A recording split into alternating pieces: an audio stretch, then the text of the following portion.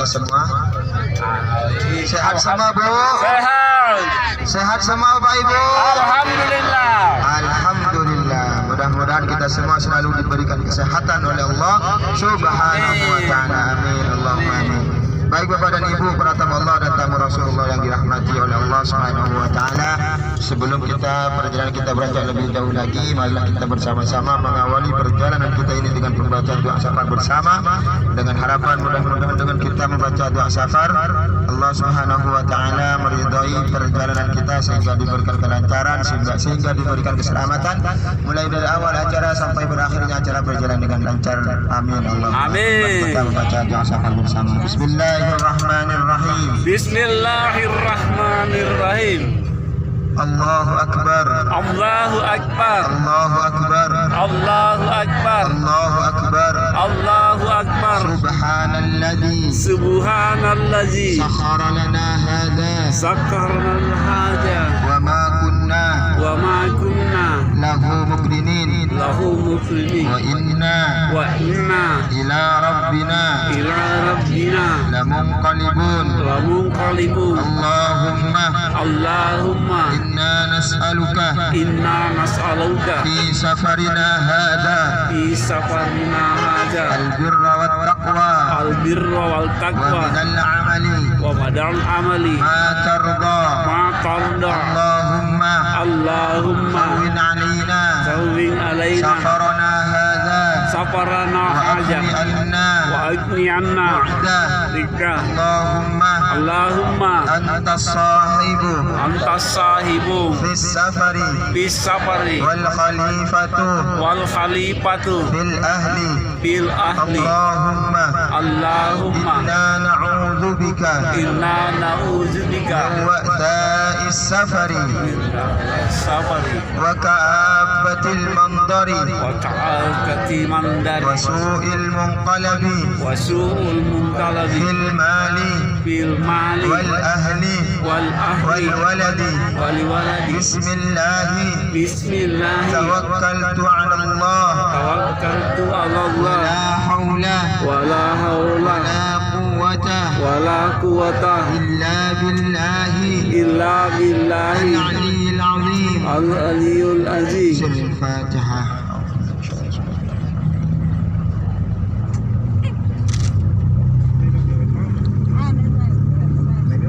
Hamdan wa syukran lillah wa salatu wassalamu ala rasulillah ma ba'du. Hadratul kiram ashabul fadilah, para asatid wal asatidah, wabil khusus para bapak, para ibu, para tamu Allah dan tamu Rasulullah yang dirahmati oleh Allah Subhanahu wa ta'ala. Alhamdulillah, di pagi hari ini kita semua masih diberikan nikmat sehat oleh Allah, sehingga kita masih diberikan kesempatan oleh Allah untuk bisa bermuajah bertatap muka. Dan insyaallah di pagi hari ini kita akan melaksanakan kunjungan ke beberapa tempat yang bersejarah di kota Makkah Al-Mukarramah ini. Di antaranya yang pertama kita akan berkunjung ke Jabal Sur, yang kedua kita akan berkunjung ke Padang Arafah, yang ketiga kita akan berkunjung ke Musdalifah, kita akan melewati Musdalifah, keempat kita akan melewati Mina, yang kelima kita akan mengambil miqat di Masjid Ju'ranah, dan yang terakhir kita akan melewati Jabal Nur. Dan lewatan kita yang pertama Bapak dan Ibu yaitu adalah Jabal Thur atau Gunung Sur.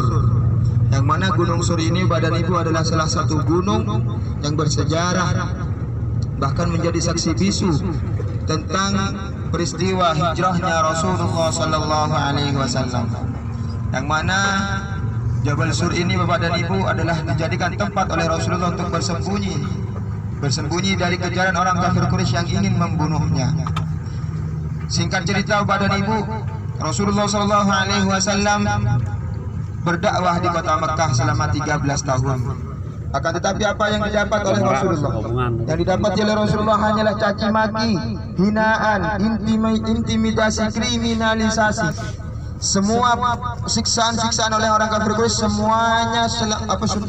semuanya sudah dilewati, sudah dialami oleh Rasulullah sallallahu alaihi wasallam selama 13 tahun. Bahkan sampai mau dibunuh Bapak dan Ibu. Bahkan sampai orang-orang kafir Quraisy saking ingin menghentikan dakwah Rasulullah, Rasulullah SAW ditawari 3 hal oleh orang-orang kafir Quraisy. Apabila kata orang kafir Quraisy, apabila engkau menginginkan harta, kata orang kafir Quraisy, maka akan kami berikan semua harta kami. Apabila engkau menginginkan tahta, maka akan kami berikan, maka akan kami jadikan engkau seorang raja. Apabila engkau menginginkan wanita, maka kami akan carikan wanita tercantik di kota Makkah. Akan tetapi satu syaratnya, hentikan dakwahmu, hentikan dakwah untuk menyebarkan agama Islam. Akan tetapi apa kata Rasulullah? Rasulullah SAW menjawab, seandainya kalian meletakkan di tangan kananku rembulan, di tangan kiriku matahari, maka tidak akan pernah saya hentikan dakwah ini, kata Rasulullah SAW. Maka Bapak dan Ibu setelah mendengar perkataan Rasulullah yang demikian, maka tambah lebih dahsyat lagi penyiksaan orang-orang kafir Quraisy terhadap Rasulullah SAW. Bahkan pada tahun ke-7 kenabian sebelum hijrah, tahun ke-7 setelah Rasulullah dilantik, Rasulullah SAW dibaikot.